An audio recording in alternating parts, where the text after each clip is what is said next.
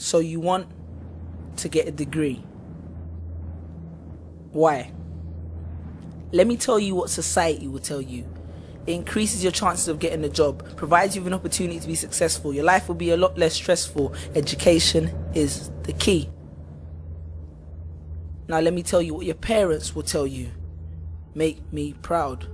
It increases your chances of getting a job, provides you with an opportunity to be successful. Your life will be a lot less stressful. Education is the key.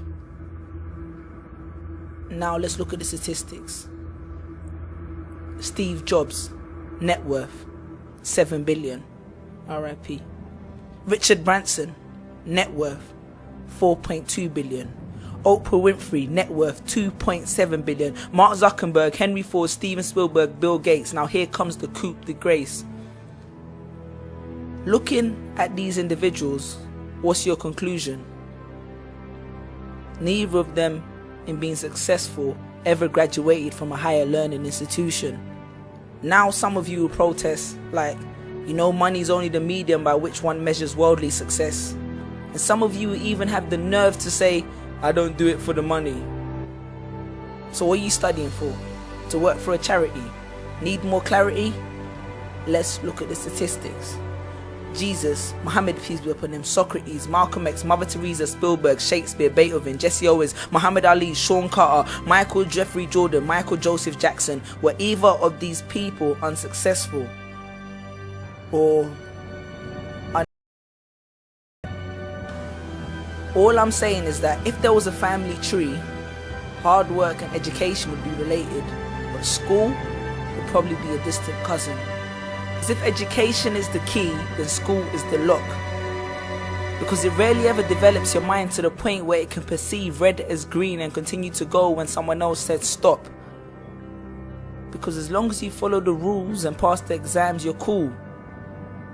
But are you aware that examiners have a checklist? And if your answer is something outside of the box, the automatic response is a cross.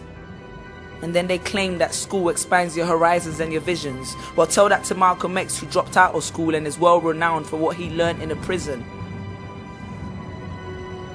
Proverbs 17:16. It does a fool no good to spend money on an education. Why? Because he has no common sense. George Bush. Need I say more?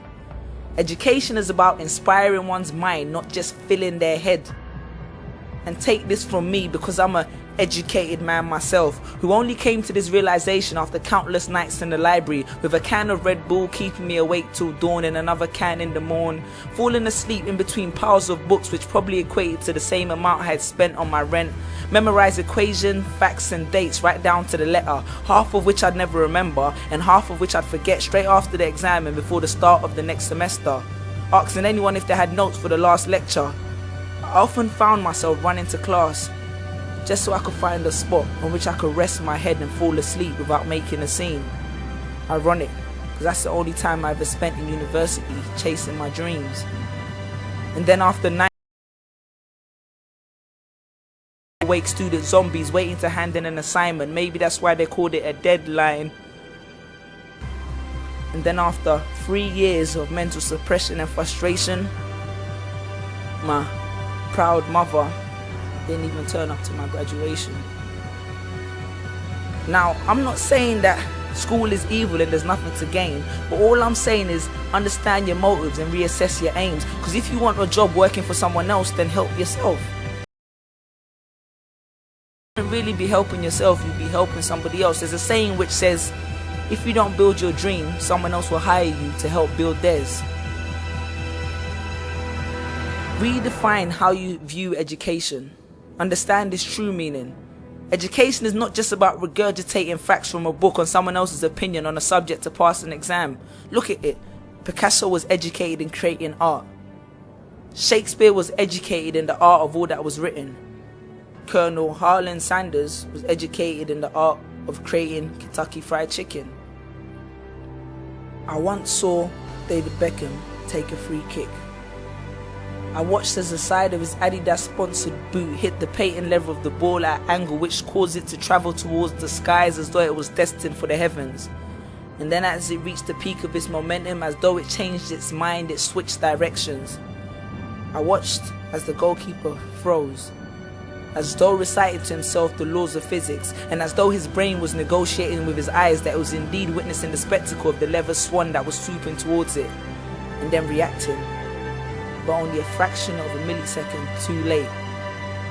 And before the net of the goal embraced the FIFA-sponsored ball as though it was the prodigal son returning home, and the country that I live in erupted into cheers, I looked at the play and thought, damn, looking at David Beckham, there's more than one way in this world to be an educated man.